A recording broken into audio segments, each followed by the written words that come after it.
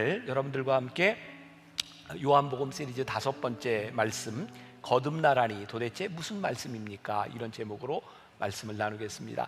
지난주는 부활절이라 제가 좀 다른 말씀을 전했고요, 오늘 벌써 5번째 시간이 되었습니다. 이 요한복음은 공간복음, 마태, 마가, 누가, 요한복음 중에 요한복음에만 나와 있는 말씀 12주를 시리즈로 하고 있는 거 알고 계시죠? 그리고 제가 이제 다시 얘기하지 않지만 요한복음을 좀 처음부터 끝까지 다 읽으라 이렇게 말씀을 드렸는데 잘 하고 계시죠? 이 표정 가지고는 제가 설교가 안 될 것 같아요.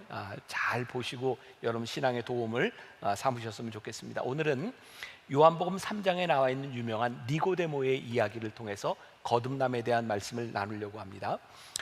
우리들의 삶에는 잘 이해하지 못하는 부분들, 이해가 되지 않는 부분들이 참 많습니다.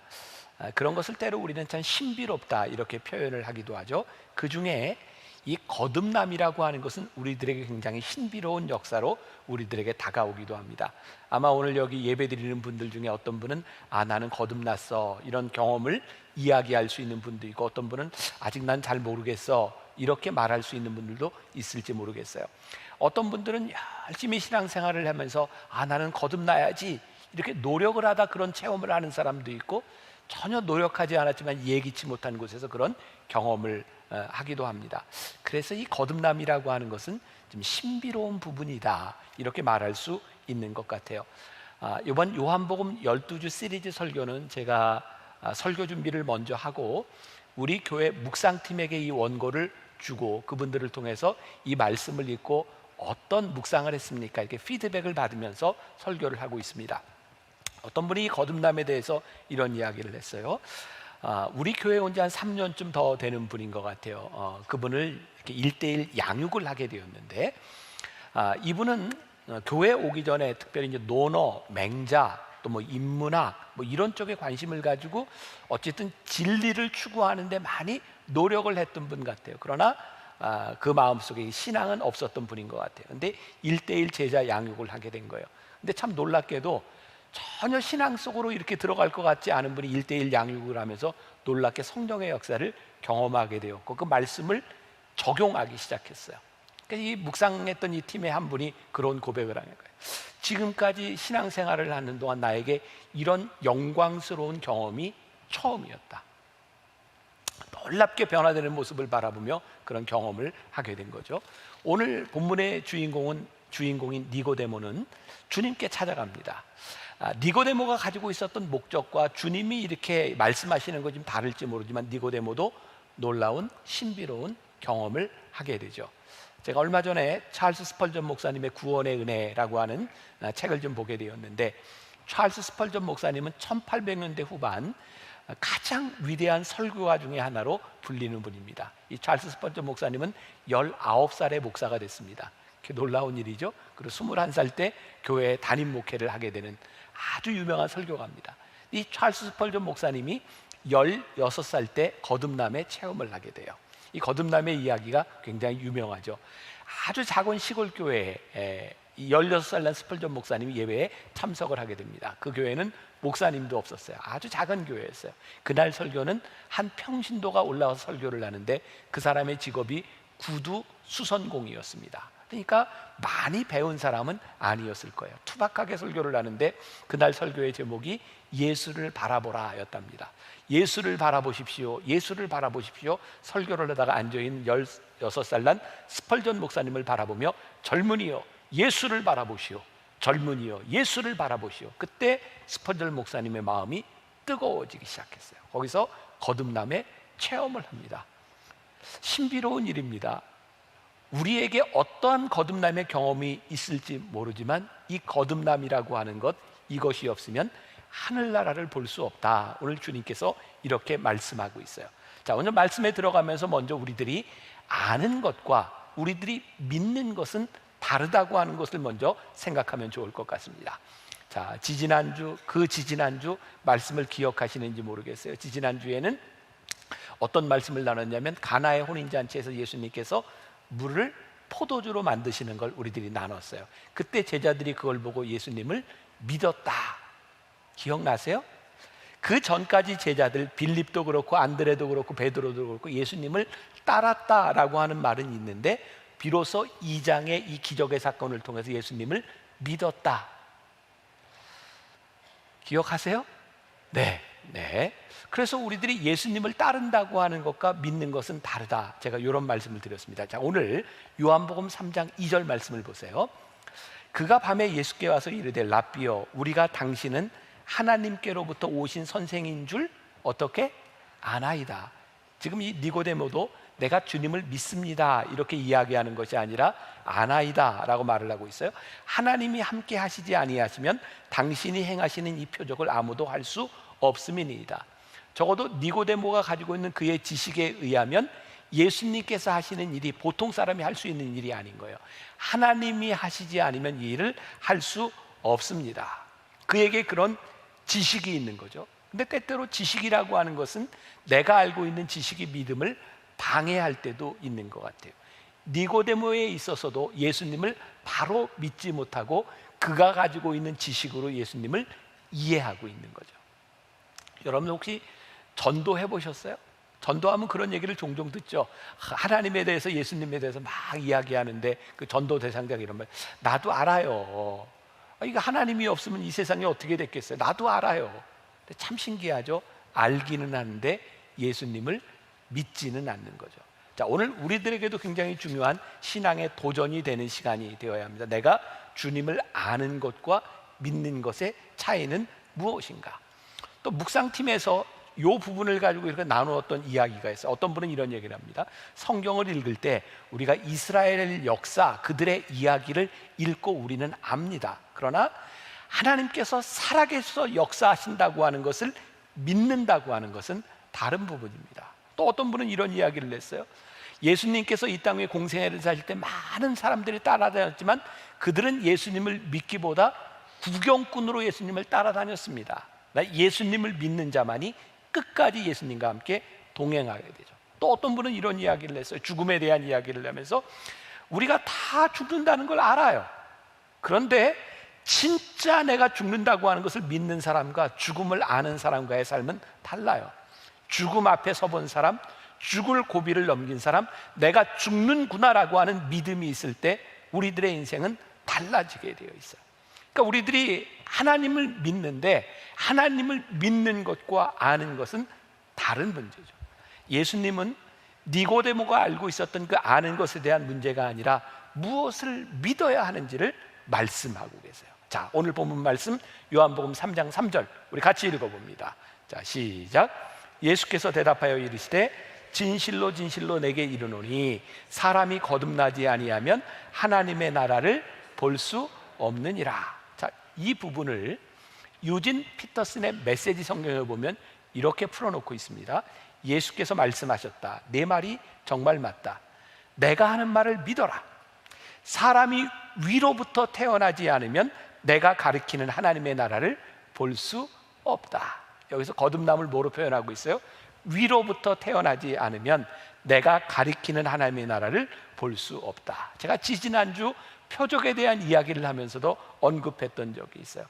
예수님께서 표적을 통해 가르치시는 것이 있어요. 예수님은 표적을 믿어라 라고 하는 것이 아니라 이 표적을 통해서 무엇을 보여주시는지를 우리들이 알기를 원하는데 위로부터 나지 않으면, 거듭나지 않으면 예수님께서 이 표적을 행하시는 이유를 알지 못한다.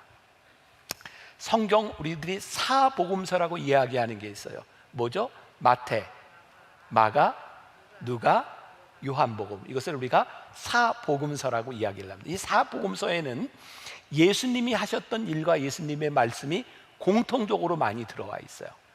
근데 우리가 이번 요한복음을 통해 보는 거는 요한복음에 있는 것만을 우리들이 12주를 함께 나눈다고 했죠. 아시죠? 자, 그 예수님에 대한 행적, 예수님의 기적, 예수님의 이야기들이 마태복음에 나오는 게 요한복음에도 나오고 누가복음에도 나오고 그래요. 그런데 요한복음만이 가지는 독특한 특징이 있어요. 여러분들이 요한복음을 보실 때 예수님이 행하신 기적 다음에는 분명히 그 다음 예수님의 말씀이 나와요. 예수님의 메시지가 나옵니다.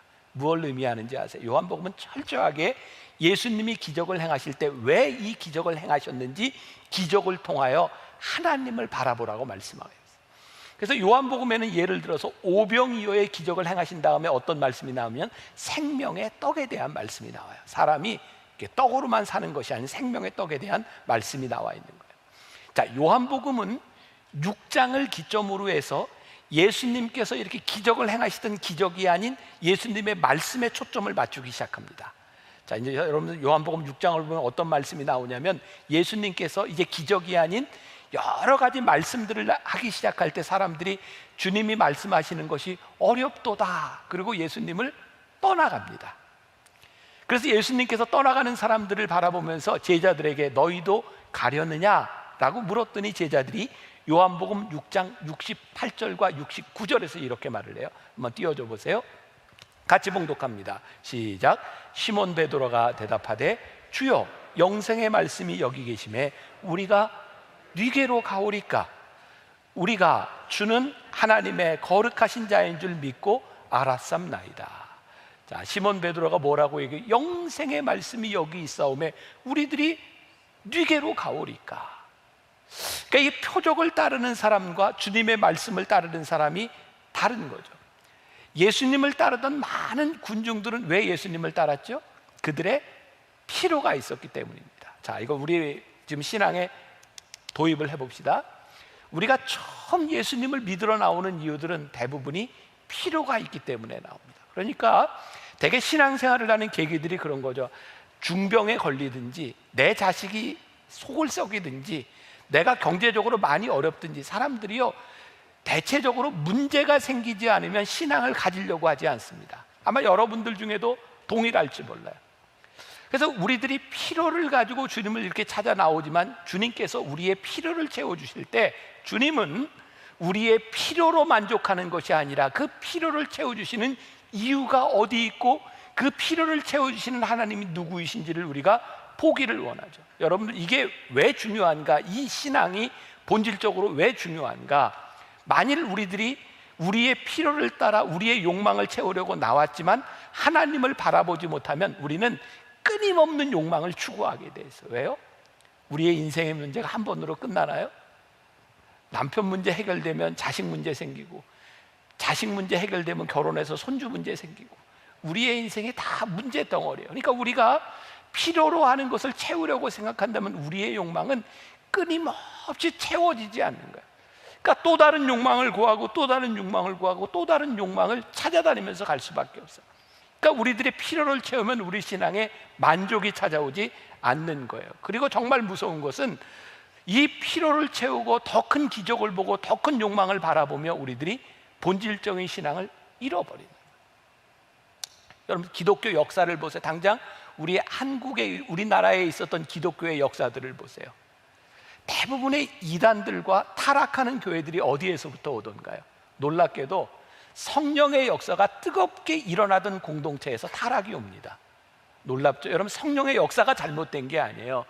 성령의 역사가 뜨겁게 엄청나게 일어나던 것에서 표적을 보던 사람들이요 끊임없이 표적을 구하면서 진리 가운데 서지 못하는 것들을 참 많이 보죠. 그래서 우리는 불행스럽게도 성령의 역사가 뜨겁게 일어났던 신유의 역사가 일어났던 공동체에서 너무나 비도덕적이고 너무나 잘못된 모습들을 우리들이 바라보게 되는 거죠. 왜? 그들은 욕망이 채워질 때까지 욕망을 바라보면서 하나님께서 말씀하시는 하나님의 다스림 가운데 들어가지 못한. 제가 언젠가도 그런 얘기 했었어요. 어떤 부자에게 한 사람이 물었대요. 당신은 이렇게 돈이 많은데 얼마나 돈이 있으면 만족하겠습니까? 대답이 뭐였어요? 조금만 더. 그러니까 부자가 만족할 수 있는 것은 계속 조금만 더, 조금만 더. 하나님의 말씀과 하나님의 나라가 하나님의 나라가 없는 표적은 더 많은 욕망 덩어리를 만들어내는 그런 괴물이 되어버리는 거예요. 오늘 예수님께서 오늘 우리들에게 이 거듭남에 대한 말씀을 하시면서 우리들에게 주시는 굉장히 중요한 부분이에요. 너희들은 표적을 보는 사람이 아니라 표적이 가리키는 것이 무엇인지를 보아라. 자, 이 말씀을 잘 이해하세요. 우리들이 인생을 살아가면서 우리들의 필요와 욕구가 있는 것, 표적이 필요한 것은 사실이지만 그것이 우리의 신앙의 본질을 대체할 수는 없는 것이다 라는 것을 우리들이 알아야 되죠. 자, 그러면 거듭남이란 무엇일까? 오늘 예수님께서 뭐라고 말씀하시냐면 너희들이 거듭나지 않으면 하나님의 나라가 보이지 않는다는 거예요. 자, 조금 전에 유진 피터슨의 메시지 성경을 통해서 거듭남을 어떻게 표현했어요? 위로부터 태어나지 않으면 너희들이 하나님의 나라를 볼 수 없다. 거듭난다고 하는 것은 하나님의 사고를 가지고 하나님의 마음을 가지고 세상을 새롭게 보기 시작했다는 거예요. 그러니까 우리들이 주변에서 보기에 아무리 신앙생활을 열심히 하고 열정적이고 신유의 은사를 경험하고 표적을 보았다 해도 그들의 세계관이 바뀌지 않고 하나님 나라를 볼 수 없다고 하면 그것은 올바로 거듭난 사람이 아니라는 말씀이에요. 그러니까 여러분, 우리들에게 기준이 분명히 있어야 돼요. 요한일서 2장 16절과 17절 말씀에 보니까 우리 같이 한번 목독해 볼까요? 이는 세상에 있는 모든 것이 육신의 정욕과 안목의 정욕과 이생의 자랑이니 다 아버지께로부터 온 것이 아니요 세상으로부터 온 것이라. 이 세상도 그 정욕도 지나가되 오직 하나님의 뜻을 행하는 자는 영원히 거하느니라. 우리가 이렇게 신앙생활을 수십 년 하면서도 지금도 내 육신의 정욕과 안목의 정욕과 이생의 자랑거리로 살아간다고 하면 아버지께로부터 온 자가 아니다. 이 부분에서 우리도 참 힘들죠. 생각해 보니까 내 정욕이, 내 자랑이, 내 안목이 세상과 똑같아. 우리가 그렇게 하나님을 믿는다고 그렇게 고백을 하고 그렇게 예배를 드리는데도 어쩌면 세상 사람들이 가지고 있는 사고와 다르지 않아. 그러면 우리들이 거듭난 것이 아니야. 예수님께서 오늘 니고데모를 통해서 이렇게 말씀하시는 것이 니고데모야, 네가 거듭나지 아니하면 하나님의 나라를 볼 수 없느니라 라고 하는 말씀은 오늘 우리를 향해서 하시는 말씀. 이 거듭남이라고 하는 것, 오늘 또 우리 찬양 불러준 팀들이 이 born again 거듭남에 대한 이야기를 잘 이렇게 찬양으로 또 들려주셨는데 오늘 주제는 거듭남이에요. 새 사람이 된다고 하는 것, 거듭남이라고 하는 건 뭘까요? 자, 우리가 기독교 이 교회 안에서, 제도 안에서 거듭남을 이렇게 상징적으로 보여주는 게 뭐냐면 세례예요. 세례는 거듭남의 의미를 상징적으로 보여주고 있어요. 자, 우리가 세례를 받을 때 물로 성부와 성자와 성령의 이름으로 세례를 주잖아요. 예수님 당시에는 어떻게 세례를 받았을까요? 요단강에서 세례를 받았어요. 우리 세례요한에 대한 이야기 했던 거 기억나시죠? 그러면 그 요단강에서도 이렇게 물 떠가지고 성부와 성자와 성령의 이름으로 세례를 줬겠죠? 아니죠. 요단강에서는 어떻게 세례를 줬냐면 물속에 푹 들어갔다 나오는 거예요. 요단강이 흘러갈까요? 고여있을까요? 흘러가요. 흘러가는 물속에 푹 들어갔다 나오면서 우리의 옛것을 다 흘려보내는 상징적인 의미를 가지고 있어요. 물속에 이렇게 푹 잠겼다 나오는 것은 내 옛사람이 죽었다 나오는 거예요. 그러니까 세례가 가지고 있는 의미는 내가 이제 옛사람으로 살지 않겠습니다 라는 고백이죠. 그런데 우리가 세례를 받았는데 자꾸 옛사람으로 돌아가고 있다면 우리는 거듭난 사람이 아닙니다.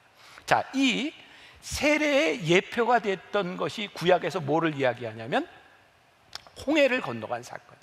이스라엘 백성들이 출애굽해서 가나안 땅을 향해 가는데 처음으로 만난 게 홍해였어요. 홍해를 건너면 이제 가나안 땅을 향해, 새로운 땅을 향해 가는 것이고, 홍해를 건너지 못하면 이스라엘 백성들은 옛 땅에 머무를 수밖에 없어요. 그때 모세가 지팡이를 들어서 홍해를 가릅니다. 성경을 잘 보세요. 모세와 함께 이스라엘 백성들은 홍해를 이렇게 쫙 건너가면서 어떻게 됐냐면 뒤에 있는 물들이 합쳐집니다. 홍해를 가르고 길이 났는데 그 길이 다 없어집니다. 무엇을 의미할까요? 다시는 돌아갈 수 없는 길인 거예요. 우리가 거듭나고 새로운 사람이 되었다고 하는 것은 이제 옛 생활로 돌아가지 않는 거예요. 그러면 이제 홍해를 건너면서 이스라엘 백성들은 새로운 땅을 향해 가고 있는데 그들이 그 새로운 땅을 바로 얻었나요? 그렇지 않아요. 우리가 거듭난다고 하는 것은 우리들의 삶의 완성을 의미하는 것이 아니라 거듭난 자로 이제 새로운 땅을 향해 가겠다고 하는 의미를 우리들에게 보여주고 있는, 이스라엘 백성들이 그 땅을 지나가며 새로운 땅을 향해 가면 그들은 여전히 어려움들을 만납니다. 고통을 만납니다. 우리들이 거듭난 자로 살아간다고 하는 것이 우리를 퍼펙트한 환경으로만 우리를 인도하는 것이 아니라 우리는 여전히 그 길을 향해 우리는 이 삶을 살아가는 거예요. 그런데 우리들의 방향이 어디로 돼 있어요? 하나님의 나라를 향하여, 가나안을 향해 우리들이 가고 있는 거예요. 우리들이 이 길을 걸어가며 거듭난 자로 새로운 세계관을 가지고, 우리들이 거듭난 자의 새로운 세계관을 가지고 있어야 이 땅을 바로 살아가야 될 의지가 생기지, 우리들의 새로운 하늘나라를 바라볼 수 있는 세계관을 가지지 못하면 우리는 이 세상에서 흔들릴 수밖에 없어요. 이스라엘 백성들이 홍해를 건너는 표적을 경험했지만, 그들이 하나님을 믿지 못하는 자들이 홍해를 건너서 거듭났다고 생각하는데 거듭나지 못하고 표적만을 바라보니까 어려운 일을 만날 때마다 불평하죠. 하나님을 원망하죠. 혹시 여러분들 긴가민가 이런 얘기 들어보셨어요? 긴가민가가 어느 나라 말일까요? 우리나라 말이죠. 긴가민가. 근데 이 말이 한자어에 기연가 미연가라고 하는 말에서 나온 게 긴가민가라는 거예요. 그런가 그렇지 아니한가, 기연가 미연가, 긴가민가. 아니, 신앙생활을 하는데 맨날 거듭났다고 하는데 긴가민가 해. 이게 맞는겨 안 맞는겨? 맨날 흔들려. 자, 다시 말합니다. 우리가 거듭난 자로 살아간다고 하는 것이 우리들에게 완벽한 환경을 가져다 주는 것이 아니라, 우리들이 거듭난 자라고 하는 것은 하나님의 사고를 가지고 이 땅을 우리들이 살아갈 수 있는 의지를 가지고 살아가는 사람이에요. 우리들 주변에 신앙을 가지는 사람들, 신앙을 가졌던 사람들의 일탈과 타락을 봐요. 마음 아프죠? 거듭나지 못했기 때문이죠. 참 두렵습니다. 제가 지금 이 말을 하고, 제가 언젠가도 그런 이야기 했어요. 제가 목사로서 제일 두려운 게 뭐냐면, 은퇴할 때까지, 아니 내가 이 세상에 살아가는 동안 잘못되지 않고 이 목회 여정을 지키는 것, 이것이 저에게 가장 두려운, 내가 하나님의 나라의 사고를 가지고 끝까지 이 길을 가야 될 텐데 우리들이 가지 못하는 이유가 뭐예요? 거듭나지 않아서 하나님의 나라가 우리를 다스리지 못하는 거예요. 참 마음 아프고 부끄럽고 창피한 이야기죠. 제가 89년도에 제가 목사 안수 받았는데, 목사 안수 받을 때 저는 저기 강원도에 있는 강릉에서 목사 안수를 받았어요. 제가 속한 연회가 동부연회였어요. 강원도에. 거기에서 목사 안수를 받기 위해서 강원도 지역, 그때만 해도 30여 년 전에 교통이 그렇게 좋지를 않았어요. 하루 먼저 와서 자고 이제 연회에 참석해야 되는 거예요. 저도 그렇게 거기서 하루를 자고 연회를 참석했어요. 근데 그 연회가 열리기 전날, 목사 안수 받기 전날 정말 부끄러운 소식이, 사건이 하나 터졌어요. 목사 안수자 중에 하나가 여관에서 잠을 자다가 다방에 차를 시켰어요. 커피를. 옛날에는 그렇게 얘기했죠. 다방에 차를 배달해 주는 사람을 레지라고 불렀죠. 그게 일본 말로 그게 레이디가 레지가 된 건지, 레지스터 종업원이 레지가 된 건지 일본식으로 그렇게 표현을 했어요. 다방에서 커피를 가져온 여자를 성폭행하고 다음날 목사 안수 받을 사람이, 그리고 경찰에 신고가 접수된 거예요. 이걸 어떻게 설명을 해요? 하나님의 나라의 다스림을 받지 못하면 목사 안수를 받고 내가 집사가 되고 권사가 되고 장로가 되고 수십 년 신앙생활을 하는 것이 우리들에게 그렇게 큰 의미가 없어요. 하나님 나라의 다스림이 우리들 가운데 있지 않으면 이 세상의 사고를 가지고 우리들이 언제 어떻게 욕망에 넘어질지 모르는 사람들. 이스라엘 백성들이요, 홍해가 갈라지는 표적을 보았지만 그들이 홍해를 가르시는 표적을 행하시는 하나님을 믿지 못할 때 그들이 이 세상에 살아가면서 얼마나 많은 원망과 불평을 가지고 살아갔는지입니다. 우상 숭배 참 간단합니다. 눈에 보이지 않는 하나님을 믿지 못하니 육신의 욕망을 채워줄 허상을 쫓아다니는 게 우상 숭배예요. 하나님을 알지만 하나님을 믿지를 못하고 하늘나라의 다스림이 우리들 가운데 없으니 불순종한 삶을 살아가게 되는 거예요. 여러분 보세요. 욕망을 찾아다니면 우리의 욕망이 채워져도 또 다른 욕망이 필요하니 늘 빈곤해요. 여러분, 하나님을 믿는 자의 부요함이라고 하는 것은 뭔지 아세요? 우리의 욕망이 채워줌으로 우리들이 부요함을 느끼는 것이 아니라 우리들이 하나님 안에 거함으로 부요함을 느끼기 때문에 우리들이 부요한 거예요.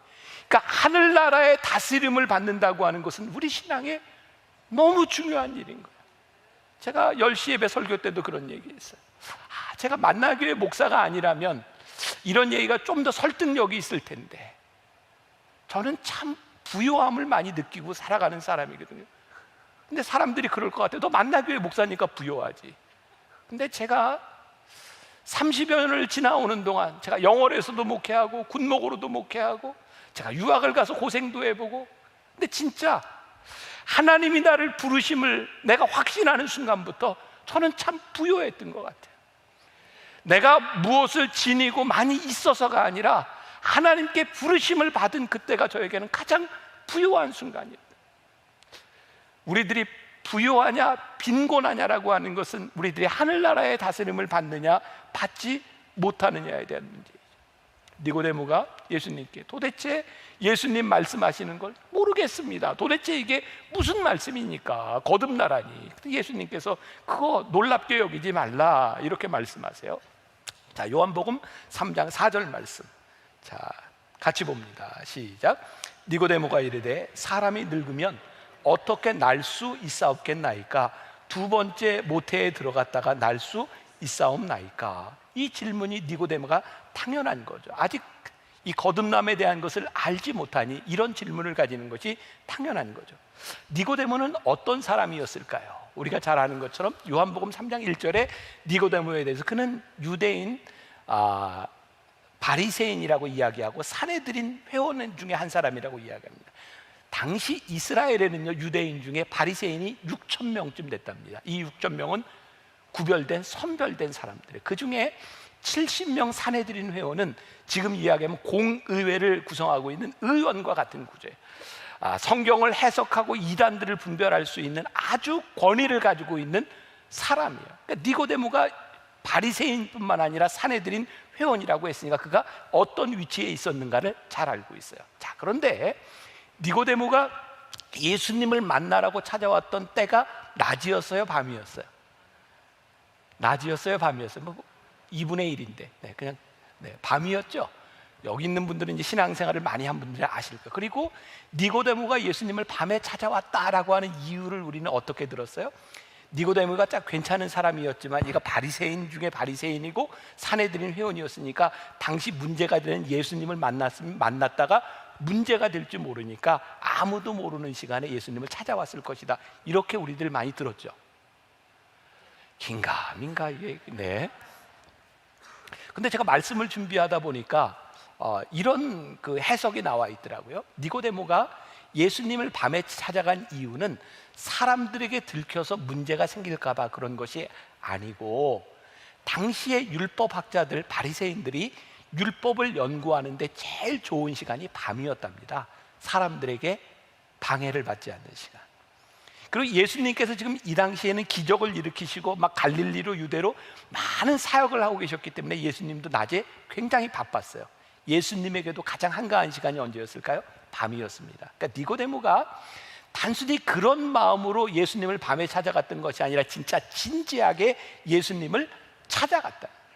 그리고 이 니고데모는 오늘 예수님의 만남뿐만 아니라 요한복음 7장에 가서 보면 사람들이 예수님을 비난할 때 예수님을 변호한 사람이 니고데모입니다. 요한복음 19장에 보면 예수님께서 십자가에 달려 돌아가셨을 때 무덤에 모략과 침향 섞은 것 100근쯤 가지고 찾아갔던 사람이 니고데모입니다. 니고데모는 아주 성실하게 주님을 찾아갔던 사람입니다.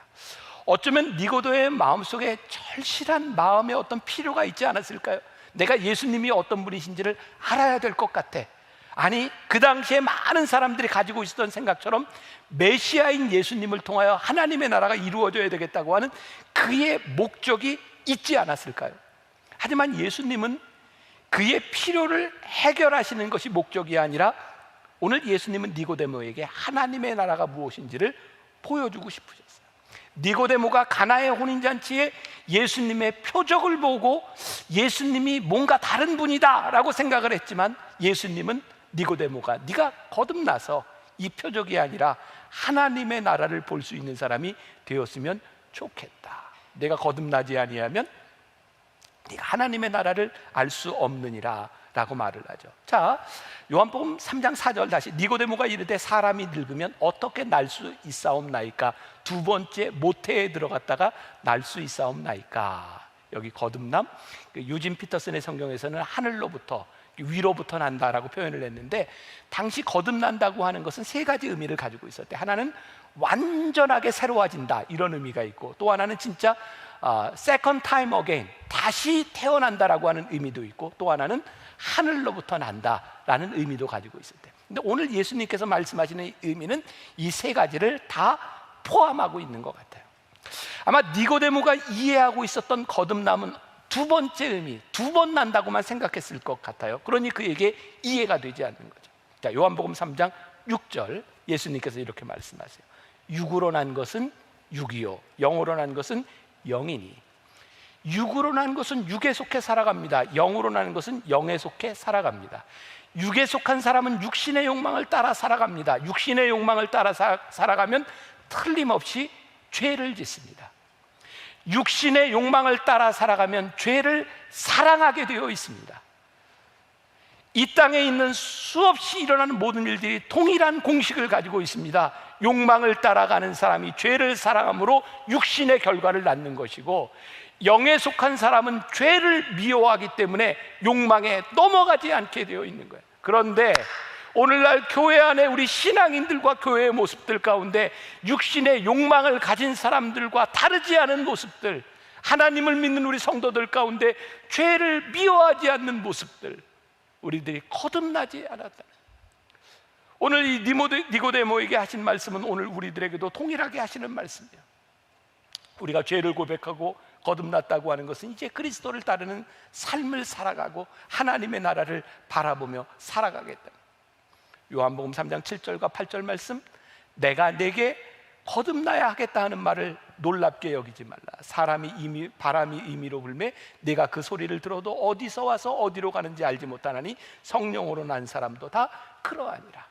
저도 오늘 여러분들에게 이 거듭난다고 하는 것을 바람이 어디서 불어서 어디로 오는 것처럼 우리들이 알 수 없지만, 거듭난다고 하는 것을 제가 여러분들에게 논리적으로, 이성적으로 설명할 수 있는 방법이 없어요. 그런데 한 가지 분명한 것은, 내가 거듭났다고 하는 분명한 증거는 말씀을 들을 때 주의 말씀이 내 속에 들어 이상하게 내 마음이 뜨거워지며 내 속에 어떤 마음이 들어요? 하나님, 이제부터 내가 하늘나라의 다스림을 받으며 살아가겠습니다. 하나님이 나를 다스리시는 인생을 살아가겠습니다. 제가 죄를 미워하는 사람, 더 이상 욕망에 흔들리는 사람이 되지 않겠습니다. 그때 우리들이 하나님 나라의 다스림 가운데 있으며 내가 거듭났습니다 라고 고백할 수 있는 거예요. 다시 한번 여러분들에게 말씀드려요. 내가 이 거듭났다고 하는 것이 우리를 퍼펙트한 인간으로 만들어주는 것이 아니에요. 거듭남은 하나님 나라의 다스림을 받으며 이 세상에서 살아가겠습니다라고 하는 믿음의 고백이에요. 거듭난 자들에게 동일한 어려움들이 있을 거예요. 동일한 환난이 우리들에게 찾아올 거예요. 그 가운데 하나님의 다스림을 받는 것이 우리들의 인생을 부욕해 하심을 믿으며 이 말씀을 붙들고 나아가는 것, 이것이 거듭남.